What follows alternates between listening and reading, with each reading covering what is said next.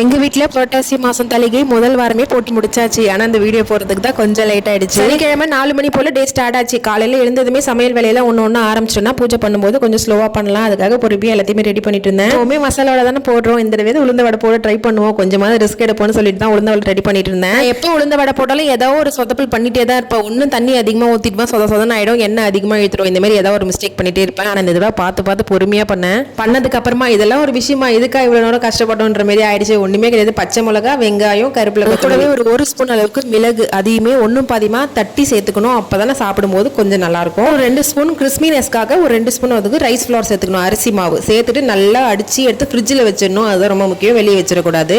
ஃப்ரிட்ஜில் வச்சுட்டு நம்ம சுட்டு எடுக்கும்போது உப்பு போட்டு சுட்டுக்கலாம். செஞ்சு எடுத்தோம்னா ஒரு டிராப் கூட எண்ணெய் இழுக்காது, சூப்பரா கிறிஸ்பியா வரும். சமைக்கிற வேலை சக்கரை பொங்கல் எல்லாத்தையுமே செஞ்சு முடிச்சுட்டு கோவிலுக்கு போயிட்டு வந்தாச்சு. கோவிலுக்கு போயிட்டு வரும்போது தீர்த்தம் கையோட வாங்கிட்டும் வந்துட்டோம் வச்சு படைக்கிறதுக்காக. அந்த பெருமாள் போட்டோ, எப்பயுமே பூஜை பண்ற பெருமாள் போட்டோ ஒன்று இருக்கும் திருப்பதியில வாங்கினது. அது கூடவே தனியா எடுத்து வச்சு துளசி மாலை பூ எல்லாம் போட்டு அலங்காரம் பண்ணிட்டு கூடவே பெருமாளுக்காக உண்டியல் தனியா காசு எடுத்துட்டு வரும். அதையும் பெருமாள் பக்கத்துல எடுத்து வச்சுட்டு தீர்த்தம் வாங்கிட்டு வந்தோம்ல கோவில்ல, அதையுமே பக்கத்துல எடுத்து வச்சுட்டு இலை போட ஆரம்பிச்சாச்சு. என்னென்ன பண்ணணும் எல்லாத்தையுமே பொறுமையா இலையில எல்லாத்தையும் எடுத்து வச்சுட்டு பூஜை பண்ண ஸ்டார்ட் பண்ணியாச்சு. நான் ஸ்கூல் படிக்கும் போதெல்லாம் இதே மாதிரி தான் அம்மா வீட்டுல வந்து தலைக்கு போடுவாங்க, 3வது வாரம் போடுவாங்க. அப்படி பண்ணும்போது வெளியே வாசல்ல வந்துட்டு கல்புரத்தை வச்சுட்டு கோவிந்தா கோவிந்தான்னு கத்திட்டே இருப்போம்.